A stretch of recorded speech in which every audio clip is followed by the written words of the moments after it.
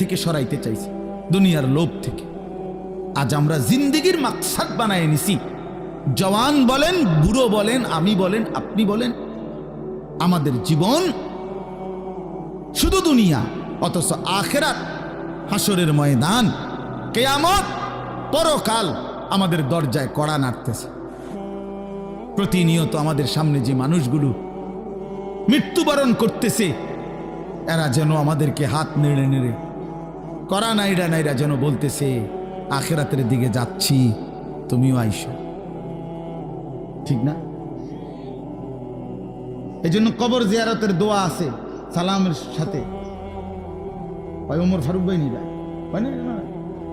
হারে বেটা, বেচারা আমার তে বড় বক্তা, ওরা নিচে বলছে হায় হায়। তো কবর জিয়ারতের দোয়ার মধ্যে, সালামের মধ্যে এটা অংশ আছে, আনতুম লানা সালাফুন ওয়া নাহনু লাকুম তাবাউন। হে কবরবাসী, আপনি তো আমার আগে চলে গেলেন, অচিরেই আমি আপনার পিছনে পিছনে আসতেছি। ওয়া নাহনু লাকুম তাবাউন, আমরা আপনার পিছনে পিছনে আসতেছি। আপনাকে সালাম, আপনাকে সালাম। এইভাবে তো আল্লাহ নবী সাল্লাল্লাহু আলাইহি ওয়াসাল্লাম কোরআনের আয়াতগুলো, সূরাগুলো অধিকাংশই আপনাদেরকে আমাদেরকে ভাই বুঝাইতে চাইছে আখিরাত, পরকাল। কতভাবে ইকতারাবা লিন্নাসি হিসাবুহুম ওয়া হুম ফি গাফলাতিন মুরিদুন। আল্লাহ তাআলা বলে, বান্দা, হিসাবের সময় তো কাছাইয়া গেল, আখিরাত তো চলেই আসলো, কিয়ামত তো চলেই আসলো, আজও তো তুমি গাফিল হয়েই রইলা। 40 বছর হয়ে গেছে, এভাবে বুঝি নাফরমানিতে পড়ে রইলা বান্দা। 365 দিনে কোনদিন ছেলেরা, তোমরা যারা ফজরের নামাজ পড়ো না, তুমি বলো না বাপ, এত শক্ত এত পাষাণ কেমনে হলো? একটা বছর কোনদিন ফজরের নামাজ পড়ো নাই, এত বড় নিকৃষ্ট জানোয়ার মুসলমানের বাচ্চা কেমনে হয় বলেন?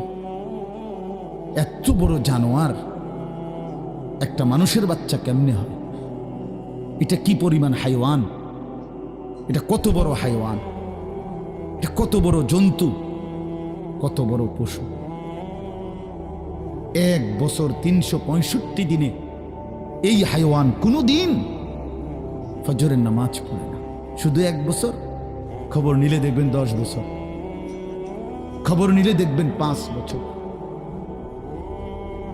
জানোয়ারের মতো, ইহুদির মতো, খ্রিস্টানের মতো চুল রাইখা তৃপ্তি বোধ করে। এর চাইতে অসভ্যতা, এর চাইতে নিকৃষ্ট রুচি, এত বিকৃত মানসিকতা কোন জন্তু জানোয়ারেরও হয় না বেটা, জন্তু জানোয়ারের। তোমরা যে সমস্ত ছেলের চুল ইহুদির মতো, খ্রিস্টানের মতো, বেঈমানের মতো বেটা, তুমি একদম নিম্ন রুচির মানুষ, একেবারে ফসা মানুষ বেটা, তুই বেটা ফালতু লোক বেটা, তুই বেটা, তোর কোনো রুচি বলতে কিছু নাই বেটা, তোর কোনো রুচিবোধ নাই বেটা। কার মতো মুসলমানের বাচ্চা হইয়া, মুসলমানের ঘরে জন্ম নিয়া বেটা, আল্লাহর আজান শুনলি, ডান কানে বাম কানে তোরে আজান দিছে, এক পবিত্র মা তোরে 2টা বছর দুধ পান করাইছে বেটা,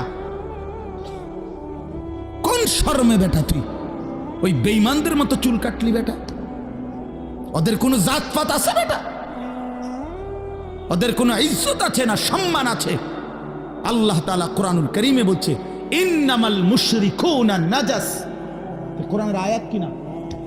আল্লাহ বলছে সমস্ত মুশরিক নাপাক, নাজাসুন নাজাস।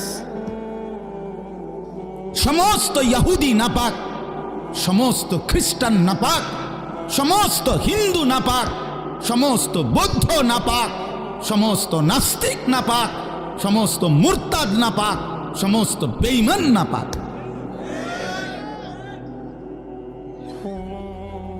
কার মতো বেটা চুল রাখলি বেটা? কারে দেখা বেটা পেশাব করে পানি লস না বেটা? কোন সভ্য থেকে শিখলি বেটা? এটা কার থেকে থেকে শিখলি? জীবনে 2-4 অক্ষর পড়ালেখাও করো নাই?